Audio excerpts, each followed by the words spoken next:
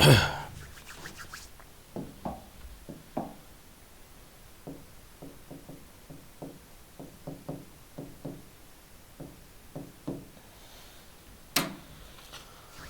भाई दोस्तों, राधे राधे, सबको प्रणाम, सबको नमस्ते, सबको जो है मेरा नमस्कार। आज जो है दोस्तों अपन शैक्षिक परिदृश्य की क्लास में 9वीं क्लास की दोस्तों शुरुआत करने जा रहे हैं। यानी कि 8 क्लासेस जो है अपन ने पढ़ चुकी है, यह जाएगी 20 तक। क्लासें कितनी होगी टोटल? 20 क्लासेस, 20 क्लासेस होगी, उससे ज़्यादा नहीं होगी।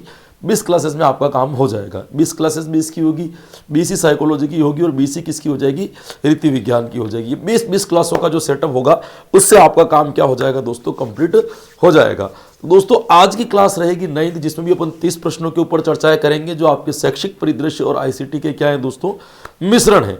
अब बात करते हैं दोस्तों, सबसे पहले अपन बात करें कि शैक्षिक परिदृश्य का आज का पहला प्रश्न कौन सा होगा।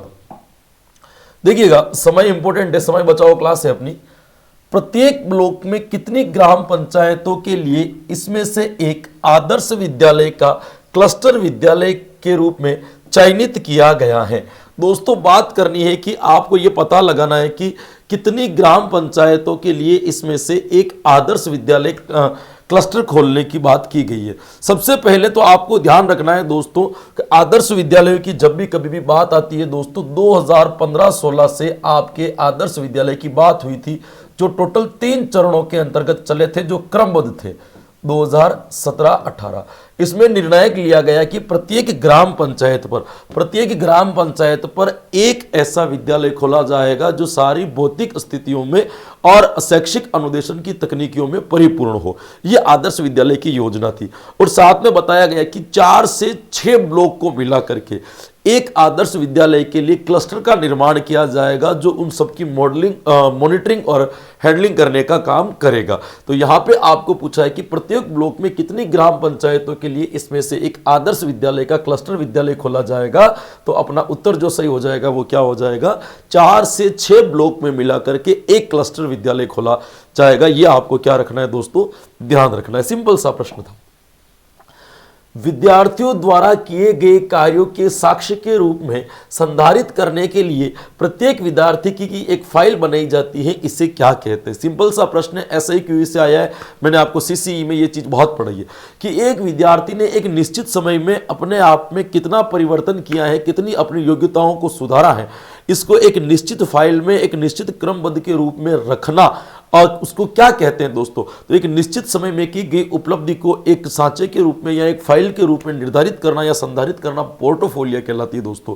इस पोर्टफोलियो रिपोर्ट के आधार पे ही बालकों का आगे का शिक्षण कराया जाता है। तो सबसे पहले पोर्टफोलियो रिपोर्ट तैयार की जाती है, उसके बाद में जो है शिक्षण की प्रक्रियाएं क्या होती है दोस्तों? प्रारंभ होती है कि आगे का अधिगम जो है हम किस प्रकार से करवाएंगे, उसका जो आधार रहता है वो क्या रहता है? पोर्टफोलियो। तो यहां पे आपका उत्तर जो सही हो जाएगा वो कौन सा हो जाएगा?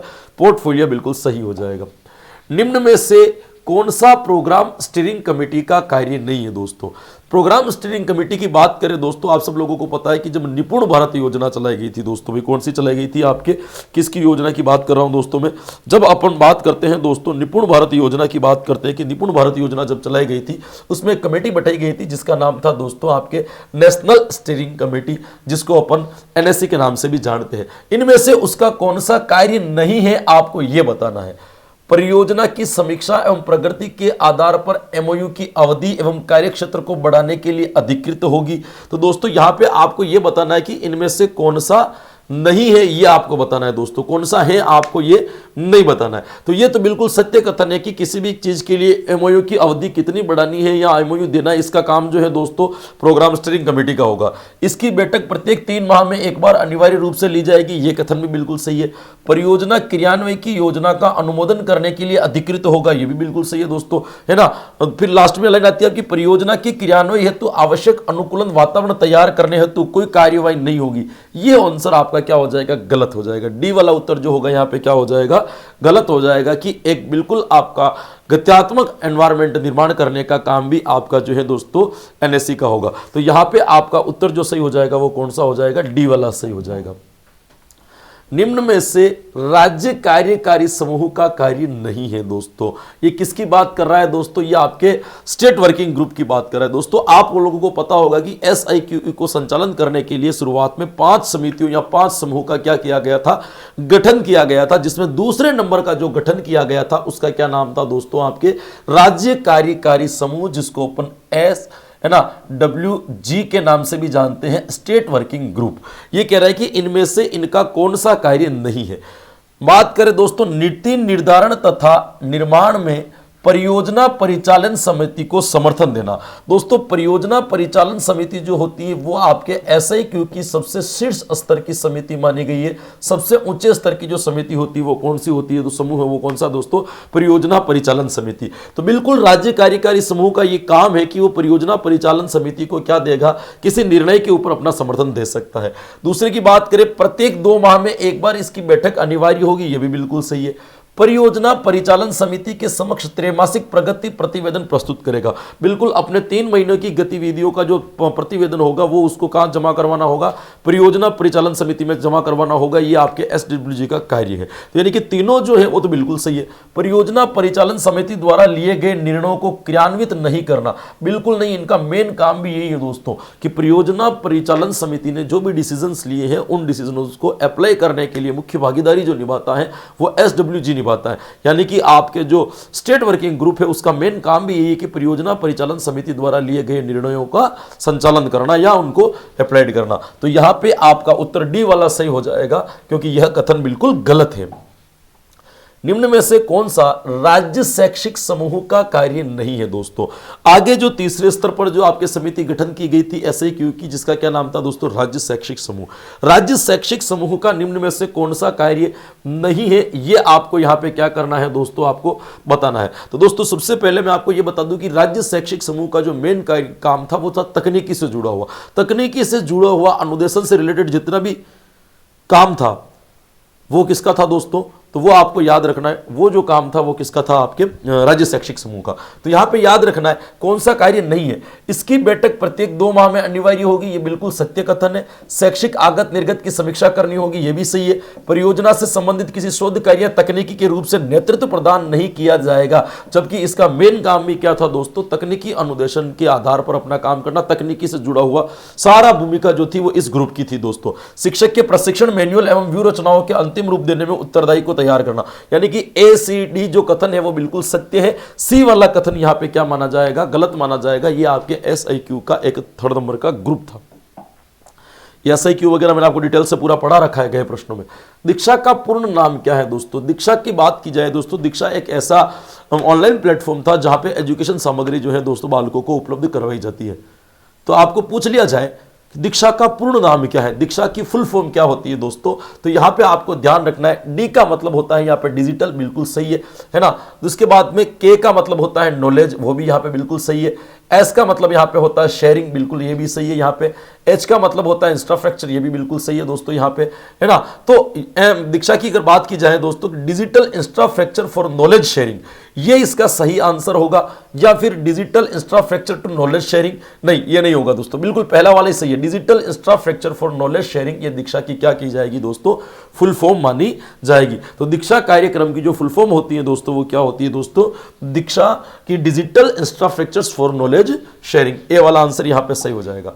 दीक्षा कार्यक्रम की पहल किसके द्वारा की गई थी, एनसीटीई और एमएचआरडी, एनसीईआरटी और एमईआरडी, या एनसी या समसा या एबियासर एमएचआरडी, एमईआरडी नहीं एमएचआरडी। तो दोस्तों ये बिल्कुल सही है। दीक्षा कार्यक्रम की जो शुरुआत की गई थी दोस्तों एनसीईआरटी और एमएचआरडी ने मिलकर के की थी, इनकी पहल जो की गई थी इन दोनों के द्वारा की गई थी। तो यहां पे आपका उत्तर कौन सा सही हो जाएगा, आपका बी वाला आंसर क्या हो जाएगा, सही हो जाएगा। दीक्षा का आदर्श वाक्य क्या है दोस्तों, ये बताइएगा। दीक्षा हर एक आपके पता है कि ऑनलाइन प्लेटफॉर्म जो भी नवाचार चले थे उनका एक आदर्श वाक्य निर्धारित किया गया था। तो आपसे ये पूछा है कि दीक्षा का आदर्श वाक्य क्या है, तो यहां पे हमारे शिक्षक हमारे नेता, हमारे शिक्षक हमारे भविष्य, हमारे शिक्षक हमारे नायक, हमारे शिक्षक या राष्ट्र निर्माता। तो दोस्तों ये मैंने आपको पहले वाली क्लास के अंदर पढ़ा रखा है और थ्योरी क्लास में बता रखा है कि हमारे शिक्षक हमारे नायक जो है आपके दीक्षा जो ऑनलाइन कार्यक्रम है या एक ऑनलाइन प्रोग्राम है उसका जो दोस्तों आपके दीक्षा एप्लीकेशन जो है उसका जो आदर्श वाक्य क्या है दोस्तों, तो क्या याद रखोगे, हमारे शिक्षक हमारे नायक जो है दोस्तों दीक्षा का क्या माना जाएगा, आदर्श वाक्य यहां पे माना जाएगा। दीक्षा से संबंधित सत्य कथन है उसको छांटिए। इनमें से ऐसी कौन सी बातें जो दीक्षा एप्लीकेशन के संदर्भ में सत्य कथन है, तो आइए देखिए पढ़िएगा। सबसे पहले बात करें दोस्तों, इसकी शुरुआत 5 सितंबर 2017 को हुई थी। यह कथन 100% क्या है दोस्तों, सही है भैया ना। उसके बाद में बात करें, यह शिक्षकों तथा विद्यार्थियों को ऑनलाइन शिक्षण अधिगम सामग्री उपलब्ध करवाता है। बिल्कुल शिक्षकों विद्यार्थियों को भी करवाता है और किसको करवाता है दोस्तों, शिक्षकों को। बिल्कुल इसका काम भी है, ये दोनों कथन सही है। इस पर शिक्षकों को प्रशिक्षण दिया जाता है, बिल्कुल सही है दोस्तों। निष्ठा एप्लीकेशन को आपको पता हो तो जोड़ा गया था और उसके माध्यम से जो है आपके दीक्षा के ऊपर ही अभी टीचर्स को जो है दोस्तों ऑनलाइन एप्लीकेशन जो है एप्लीकेशन के माध्यम से ट्रेनिंग दी जाती है। तो यहां पे अपना उत्तर जो सही हो जाएगा वो कौन सा था, आपके उपयुक्त सभी। तो यहां पे आपको ध्यान रखना है कि आंसर कौन सा सही हो जाएगा, उपयुक्त सभी। दीक्षा का राजस्थान संस्करण किस नाम से जाना जाता है, दीक्षा राइज, दीक्षा राजस्थान, दीक्षा प्रभा या दीक्षा निष्ठा। तो आप सब लोगों को पता है कि दीक्षा का जो राजस्थान में नाम रखा गया है दोस्तों वो क्या रखा गया है, दीक्षा राइज नाम जो है दोस्तों राजस्थान में इसका सिलेक्ट किया गया है। तो आपको ये ध्यान रखना है कि राजस्थान में दीक्षा का जो पोर्टल चलता है उसका नाम क्या है, दीक्षा राइज। दीक्षा का प्रारंभ उपराष्ट्रपति वेंकैया नायडू द्वारा कब किया गया था दोस्तों, 5 अक्टूबर 2017, 5 सितंबर 2017, 5 अगस्त 2017 या 5 नवंबर 2017। तो अभी मैंने आपको बताया था 5 सितंबर 2017 को उपराष्ट्रपति वेंकैया नायडू ने जो है दोस्तों इसका क्या किया था, आपके शुभारंभ किया था। तो यहां पे आपको याद रखना है सही उत्तर क्या हो जाएगा ये, क्योंकि एमएचआरडी के द्वारा जो वो अध्यक्ष जो होते हैं वो करते हैं। तो 5 सितंबर 2017 को जो दोस्तों आपका क्या होगा, यहां पे आंसर सही हो जाएगा। राजस्थान में शिक्षा विभाग एनसीटी के साथ मिलकर दीक्षा राइज का निर्माण किया गया। तो राइज का पूरा नाम क्या है, ये मैंने उस वक्त पहली वाली क्लास में बताया था, तो उस वक्त थोड़ा सा मिस्टेक कर दिया था। तो यहाँ पे ध्यान रखना, मैं लगा कि अगली वाली क्लास में सही भी कर दिया था। इसका सही नाम है तो Rajasthan infrastructure for school education या Rajasthan incentive for school education या Rajasthan infrastructure for school educators या Rajasthan interface for school educators. तो इसका सही नाम जो है दोस्तों राइज का पूरा नाम क्या है, Rajasthan interface for school educators. इसका सही नाम क्या होगा दोस्तों, Rajasthan interface for school educators. यहाँ पे एजुकेशन नहीं है, यहाँ पे शब्द जो आएगा वो क्या आएगा, आपके एजुकेटर्स आएगा। ये आपको क्या रखना है दोस्तों, ध्यान रखना है। तो ये प्रश्न मैंने पहले करवा भी रखा है। चल भाई क्या हो गया,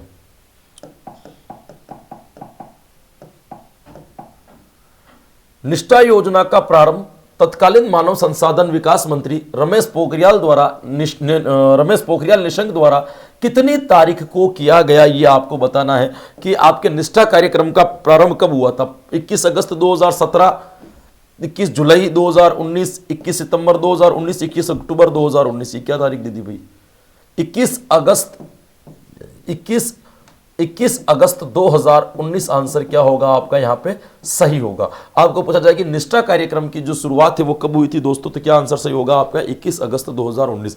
निष्ठा कार्यक्रम 3 चरण में चला था, 1.0, 2.0 और 3.0, जिसमें अलग अलग प्रकार के मॉड्यूल तैयार किए गए थे, अलग अलग भाषाओं में मॉड्यूल तैयार किए गए थे और उसके आधार पर प्रशिक्षण दिया जाता था। तो यहाँ पे आपको ध्यान रखना है कि इसका सही आंसर जो होगा वो क्या होगा, 19। तो यहाँ पे मैं कर देता हूं 2019 आंसर आपका सही होगा। निष्ठा योजना हेतु राष्ट्रीय स्तर पर एनआरजी समूह का गठन किया गया था। एनआरजी का पूर्ण नाम क्या है, बिल्कुल निष्ठा योजना को चलाने के लिए राजस्थान पूरे भारत स्तर पर एक समूह बना गया था जिसका नाम था एनआरजी। तो एन का मतलब यहां पे अगर आपको पूछा जाए कि इसका फुल फॉर्म क्या होगी दोस्तों, तो एन का मतलब होता है दोस्तों नेशनल, आर का मतलब था रिसोर्स और जी का मतलब क्या हो गया, ग्रुप, यानी कि नेशनल रिसर्च ग्रुप नहीं, नेशनल रिसोर्स ग्रुप है ना। नेशनल रिसोर्स ग्रुप जो होगा इसका आंसर क्या हो जाएगा, सही हो जाएगा। नेशनल रिसोर्स, निष्ठा नहीं है, नेशनल रिसोर्स ग्रुप जो था एनआरजी, जो निष्ठा योजना को राष्ट्रीय स्तर पर संचालित करने के लिए बनाया गया एक संगठन था जिसका फुल फॉर्म क्या हो जाएगी ये। नेशनल 3.0 के चरण में निपुण भारत मिशन के तहत सार्वभौमिक बुनियादी साक्षरता और संख्या ज्ञान FLN हेतु प्रशिक्षण कार्यक्रम शामिल किया गया था। इस FLN का पूर्ण नाम क्या है ये बताइएगा दोस्तों। फिर निष्ठा 3.0 के अंतर्गत आपको बताया कि निपुण भारत तहत के तहत दोस्तों प्रशिक्षण देने का कार्य शुरू किया गया था, ये बिल्कुल सही है। राष्ट्र स्तर पर एनआरजी का गठन किया गया था, ये भी बिल्कुल सही है। तो यहाँ पे आपको ये पूछा है कि इसके अंदर संख्या के FLN हेतु प्रशिक्षण कार्यक्रम शामिल किया गया था। इस FLN का मतलब क्या है दोस्तों, साक्षरता संख्या ज्ञान हेतु एक प्रशिक्षण कार्यक्रम चलाया गया था, इस FLN की आपको क्या बतानी है दोस्तों, फुल फॉर्म बतानी है। तो दोस्तों इसका फुल फॉर्म होगी तो foundational literacy and numeracy. C B वाला उत्तर इसका क्या हो जाएगा दोस्तों, सही हो जाएगा। यहां पे आपको ध्यान रखना, हालांकि ए वाला उत्तर भी सेम है, तो ए और बी दोनों सही है, दोनों, क्योंकि दोनों के अंदर जो लिखा हुआ है वो सेम है। यहां पे भी आपके जो लिखा हुआ है ना, फंडामेंटल लिखा हुआ है इधर, अच्छा फंडामेंटल लिखा हुआ है पहले वाले में, सॉरी गलत है ना। यहां पे आपका उत्तर सही क्या हो जाएगा, आपके फाउंडेशनल लिटरेसी एंड नंबरसी। यहां पे फंडामेंटल नहीं है, बाकी शब्द क्या याद रखना है आपको, फाउंडेशनल। दीक्षा राइज पोर्टल किसके द्वारा विकसित किया गया था, राजस्थान शिक्षा विभाग, एनसीटी द्वारा, राजस्थान शिक्षा विभाग, एनसीईआरटी, एमएचआरडी। देखो केवल दीक्षा पूछते तो अपन एनसीईआरटी एमएचआरडी को सही कर देते, लेकिन दीक्षा राइज की बात की है दोस्तों, तो राजस्थान शिक्षा विभाग द्वारा इसको क्या किया गया था, विकसित किया गया था। हालांकि दीक्षा जिसके द्वारा बनाया गया था, लेकिन दीक्षा राइज जो राजस्थान में चला है उसको किसने विकसित किया है, आपको यह पूछा है, तो यहां पर आपका आंसर ए वाला सही हो जाएगा। सभी छात्र को गुणवत्तापूर्ण शिक्षा प्रदान करने के लिए 17 मई 2020 को one national one digital platform की तर्ज पर कौन सी योजना शुरू की गई थी दोस्तों, इसका नाम था दोस्तों, देखो निष्ठा योजना। इसको ऐसे प्रश्नों को ऐसे भी निकाल सकते हो। निष्ठा 3.0 योजना का संबंध किससे था, आपके प्रशिक्षण से था। निष्ठा 2.0 भी नहीं, यहां पे दोनों चीजों को अपन काट देते हैं। इसको भी निपुण भारत के अंतर्गत जोड़ा गया था दोस्तों। निष्ठा 3.0 में निपुण भारत आ गया, 2.0 के अंदर 9 से 12 वाले टीचर जोड़े गए थे, और 1.0 में 8 तक के टीचर थे। निपुण भारत मिशन की बात करें दोस्तों, इसका संबंध भी निष्ठा योजना से, ये भी उत्तर नहीं होगा। यहां पे आपका उत्तर हो जाएगा दोस्तों पीएमई विद्या योजना। पीएमई विद्या योजना के तहत दोस्तों आपको पता है कि सभी छात्रों को गुणवत्तापूर्ण शिक्षा देने के लिए सन 2020 में एक ऐसा कार्यक्रम चलाया गया कि एक राष्ट्र होगा और वहां पे एक ही प्लेटफॉर्म होगा जिस पर बालकों को सभी प्रकार की जो है शिक्षा की चीजें मिल जाएगी दोस्तों, ये आपको ध्यान रखना है। दीक्षा राइज योजना के अंतर्गत राइज का पूरा नाम क्या है दोस्तों, हाँ यहां पे गड़बड़ हुई थी, कई बार मैंने बताया था Rajasthan interface for school education है ना, उस प्रश्न में मैंने जल्दबाजी मैनेजमेंट लिख दिया था। हालांकि अगली क्लास में मैंने वहां पे मैनेजमेंट की जगह वापस आपको बता दिया था कि एजुकेशनल है, लेकिन ध्यान रखना Rajasthan interface for school education जो होगा, राइज का क्या होगा दोस्तों, पूरा नाम होगा। यहां पर इस चीज का क्या रखना है दोस्तों, ध्यान रखना है। केवल राइज का नाम पूछे तो लास्ट में आएगा एजुकेटर्स, लेकिन दीक्षा राइज के अंदर राइज का नाम पूछे तो एजुकेशन। निष्ठा 3.0 में कुल कितने मॉड्यूल चलाए गए थे, 11, 12, 13 या 14। तो आपको पता है कि निष्ठा कार्यक्रम जो चला था दोस्तों, निष्ठा कार्यक्रम जो चला था आपके 3 रूप में चला था। एक जो था वो कौन सा था, आपके निष्ठा 1.0, एक जो था दोस्तों वो कौन सा था, आपके निष्ठा 2.0, और एक जो था दोस्तों वो कौन सा था, आपके निष्ठा 3.0 जो निपुण भारत मिशन के तहत चला था। इसके अंदर यदि मॉड्यूल की संख्या पूछ ले दोस्तों, निष्ठा 1.0 में आपके 18 मॉड्यूल थे, निष्ठा 2.0 में आपके 13 मॉड्यूल थे, और निष्ठा 3.0 में आपके कितने मॉड्यूल्स थे दोस्तों, तो याद रखना है 12 मॉड्यूल्स। तो यहां पे आपको पूछा है कि 3.0 में कुल कितने मॉड्यूल थे, ये था 3.0, इसमें कुल मॉड्यूल की संख्या कितनी हो जाएगी, 12 मॉड्यूल्स जो है दोस्तों बनाए गए ट्रेनिंग के लिए। निष्ठा 1.0 को प्रशिक्षण हेतु 11 भाषाओं में कितने मॉड्यूल, जिन्हें 6 चरणों में पूरा गया था। अभी मैंने आपको बताया था कि आपको पता हो कि 1.0 में कितने मॉड्यूल बनाए गए थे, आपके 18 मॉड्यूल बनाए गए थे। बिल्कुल ये बात सही है, 18 मॉड्यूल बनाए गए थे, जिसमें 18 मॉड्यूल 11 भाषाओं में थे, और उसको पूरा करने में टोटल कितनी स्टेप्स लगी थी, 6 चरणों में उनको पूरा किया गया था 1.0 के तहत। तो यहां पर आपका उत्तर जो सही हो जाएगा वो कौन सा हो जाएगा, 18। भारत में इंटरनेट का प्रारंभ कब हुआ था, 17 अगस्त 1990, 20 जून 1975, 18 मई 1990 या 18 मई 1988। ये डेटे कैसे देती है, सारे डेटे गलत है भैया। आप सब लोगों को पता है दोस्तों, 15 अगस्त 1995 को भारत के अंदर इंटरनेट की क्या होती है दोस्तों, शुरुआत होती है। भाई कब शुरुआत होती है, 15 अगस्त 1995 के अंदर जो है बीएसएनएल द्वारा जो है इंटरनेट की शुरुआत की जाती है। इसको निजी कंपनियां अपने हाथ में कब ले लेती है दोस्तों, तो वहां याद रखना है आपको 18 मई 1998 से निजी कंपनियों के द्वारा जो है भारत के अंदर इंटरनेट चलाया जा रहा है, जिसके अंदर अलग अलग जो है कंपनीज बने हुए हैं। तो यहां पे याद रखना है कि शुरुआत की बात की जाए तो 15 अगस्त 1995 और निजी कंपनियों द्वारा संपूर्ण भारत में जब शुरू किया गया था वो 18 मई 1998। तो मेरे हिसाब से ये कहना चाह रहा होगा, तो यहां पे अपन 1998 लिख करके इसको मान लेते हैं कि पूरे भारत में जो इंटरनेट चला था वो 18 मई 1998 में चला था। लेकिन पहली बार जो हुआ इंटरनेट की जो प्रारंभ हुआ था, सबसे पहली बार इंटरनेट का जो प्रयोग हुआ था वो 15 अगस्त 1995 को जो है दोस्तों यहां पर माना जाता है। इंटरनेट क्या है, हार्डवेयर, सॉफ्टवेयर, प्रोग्राम या प्रोटोकॉल नेटवर्किंग।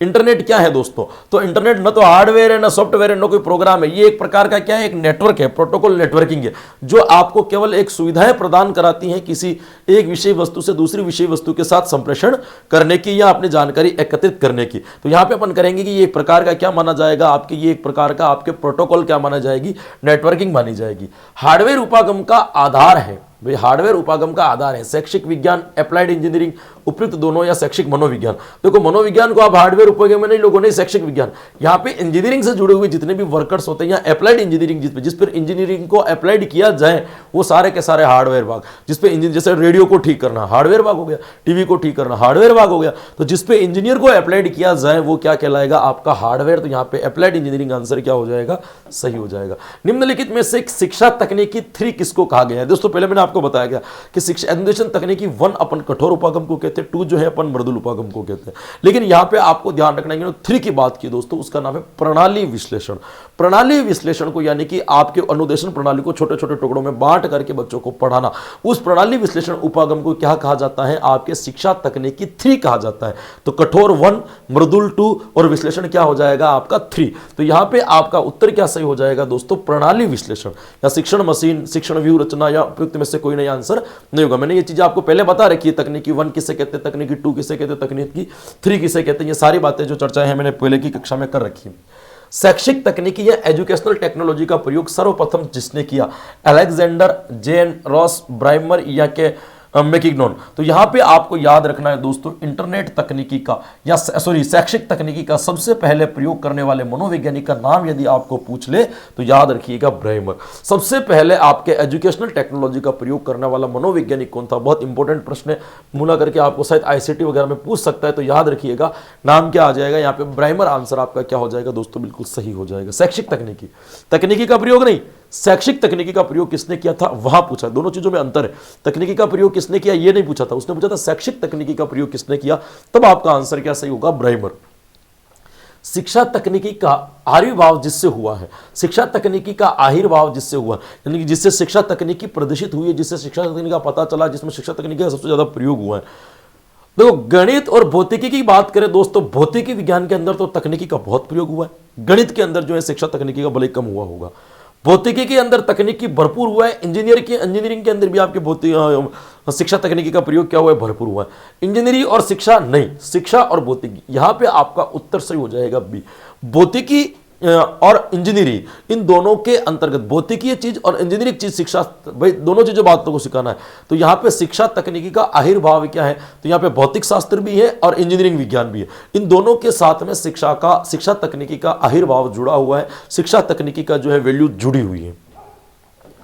शैक्षिक तकनीकी में अदा को अपन क्या कहते हैं, इनपुट। मैंने कहा अदा प्रदा प्रक्रिया है ना, इनपुट आउटपुट प्रोसेस। तो यहां पे आपको ध्यान रखना है, शैक्षिक तकनीकी में सामान्यतः इनपुट देता है। शैक्षिक तकनीकी जब चलती है, शैक्षिक अनुदेशन जब चलता है, आप अनुदेशन के माध्यम से जब बच्चों को पढ़ा रहे हैं, तब इनपुट कौन देगा, तो सिंपल सी बात है, इनपुट देने वाला कौन होगा, स्टूडेंट्स होगा। भाई इनपुट जो जानकारी जो देगा, जो जानकारी, इनपुट का मतलब क्या होता है, पूछना। इनपुट का मतलब क्या होता है, कोई चीज आपको रखना, कोई चीज डालना, इनपुट कहलाता है। तो इनपुट कौन देगा, तो सिंपल सी बात है, इनपुट देने वाला कौन होगा, विद्यार्थी। इनपुट कौन देगा, आपके विद्यार्थी। तो यहां पे आपका आंसर क्या सही हो जाएगा, बी आंसर एकदम करेक्ट सही हो जाएगा, विद्यार्थी आंसर यहां पे सही होगा। शैक्षिक तकनीकी में इनपुट सामान्य कौन देता है, तो इनपुट कौन देगा, स्टूडेंट्स देगा। संप्रेषण का तुल्यकालिक माध्यम है चैट।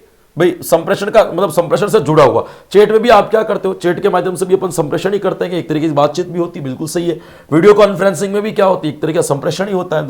टेली कॉन्फ्रेंसिंग में भी क्या होती है, एक प्रकार का संप्रेषण ही होता है। तो यहाँ पे आपका उपयुक्त सभी आंसर सही हो जाएगा। ये जितने भी ऑप्शन है वो सारे संप्रेषण के क्या कहलाते हैं दोस्तों, तुल्यकालिक कहलाते हैं या संप्रेषण से जुड़े हुए कहलाते हैं। तो डी आंसर यहाँ पे क्या हो जाएगा, आपका बिल्कुल सही हो जाएगा। और ये लीजिए आज की क्लास का अंतिम प्रश्न की ईमेल का पूरा नाम क्या है, electronic mail, easy mail, electronic mail या एक्सचेंज मेल। तो इलेक्ट्रिक मेल नहीं होता है, इजी मेल नहीं, इसका पूरा नाम क्या होता है दोस्तों, इलेक्ट्रॉनिक मेल।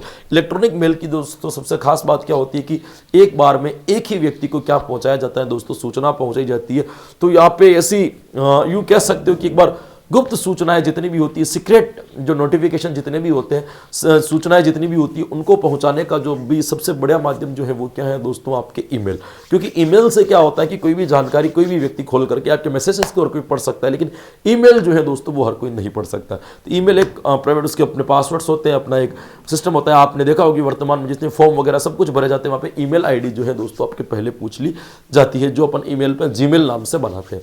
ये थे आज की क्लास के कुछ प्रश्न जो यकीनन आपको अच्छे लगे होंगे। समय बचाओ क्लास है, तो मैं धीरे धीरे आपका टाइम कम करने की कोशिश कर रहा हूं। आज की क्लास मैंने 25 मिनट में आपकी पूरी करवा दी।